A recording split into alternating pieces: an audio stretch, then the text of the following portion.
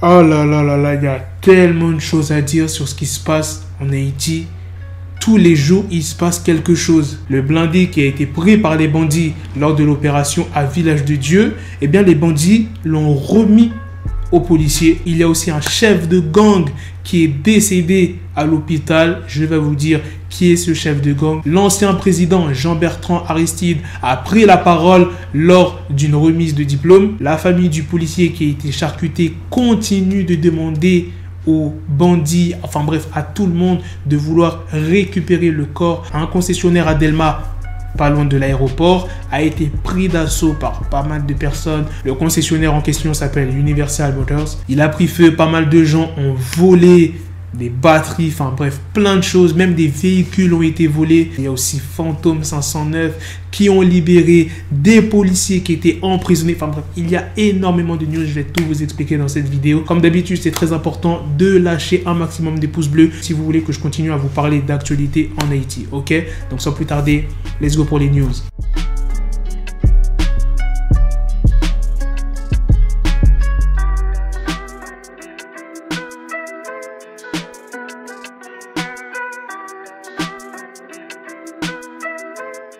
Ah oui, dans l'intro, j'ai oublié de le dire. Le gouvernement a décrété l'état d'urgence pour une durée d'1 mois afin de restaurer l'autorité de l'État dans des zones qui sont contrôlées par des gangs. C'est ce qui a été dit le jeudi 18 mars par le secrétaire d'État. L'état d'urgence, c'est justement pour restaurer l'autorité de l'État, garantir la sécurité du territoire et permettre aux citoyens de vaquer librement à leurs activités.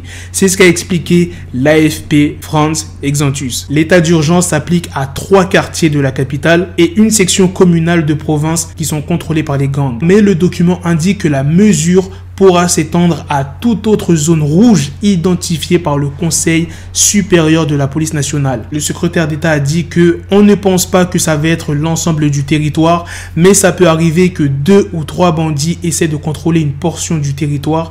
À ce moment-là, il reviendra à la police nationale d'identifier ces zones et d'appliquer les mesures pour reprendre le contrôle de tout le territoire. Et là, le gouvernement est vraiment déterminé pour arrêter les bandes armées qui séquestrent des personnes contre rançon en le déclarant ouvertement vol et pillent des biens publics et privés et affrontent ouvertement les forces de sécurité publique. C'est ce qui a été dit dans le document daté du 16 mars. Maintenant, passons au concessionnaire Universal Motors qui a pris feu. Et à qui appartient ce concessionnaire? Il appartient à l'homme d'affaires et dirigeant politique Réginald Boulos. D'ailleurs, il s'est exprimé 24 heures après, c'est-à-dire le 18 mars. Il s'est exprimé sur une station de radio en affirmant que tout ce qui s'est passé, c'est la faute du président Jovenel Moïse. Il dit comme quoi que les personnes qui étaient sur place, c'était un groupe de militants munis d'armes et de cocktails Molotov. Et Réginald Boulos a même dit qu'il possède une photo qui montre qu'il y avait un chef de gang qui dirigeait l'opération lors du pillage. Et pour ceux qui ne savent pas,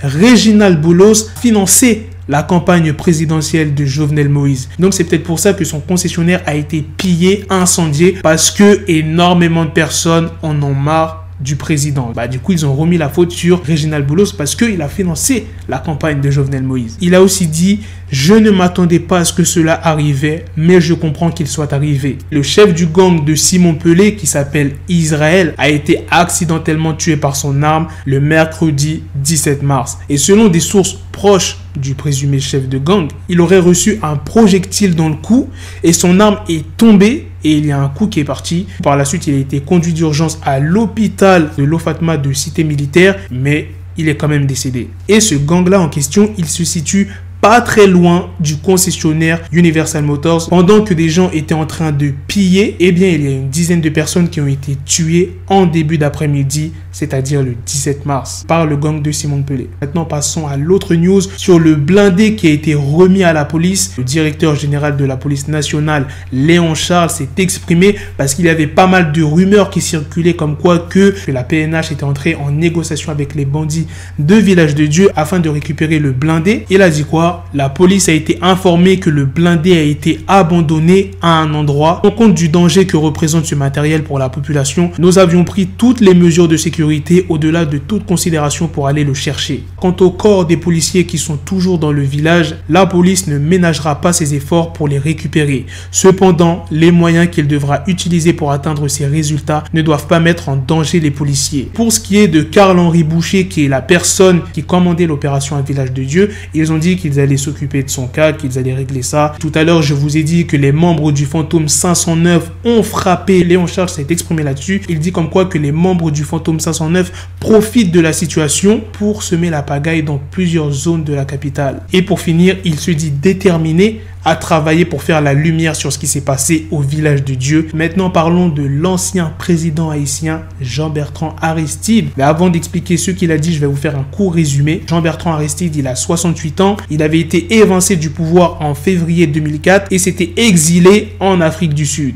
Et le 18 mars 2011, donc 7 ans plus tard, il décide de retourner dans son pays natal, Haïti. Et depuis 2011 jusqu'à maintenant, il se consacre à la fondation qu'il a créée il y a 20 ans, l'UNIFA. Qu'est-ce que veut dire l'UNIFA? Université de la fondation du docteur Jean-Bertrand Aristide. Elle se situe dans la commune de Tabar. On y retrouve des cursus pour devenir médecin, infirmier, architecte ou spécialiste en droit. Il y a plus de 3000 étudiants qui fréquentent cet établissement d'enseignement supérieur. Et c'est souvent aux cérémonies de remise des diplômes que Aristide s'exprime sur la situation politique, sociale et économique du pays. Et c'est ce qu'il a fait dans un discours prononcé le dimanche 14 mars. Face à la multiplication des gangs et au fléau du kidnapping, l'inconscience coloniale se révèle de plus en plus toxique, d'où la propagation non du coronavirus, mais du coloniavirus. Et donc, du 29 février 2004 à nos jours, la descente aux enfers se poursuit aveuglément. Le bonheur d'Haïti dépend des héros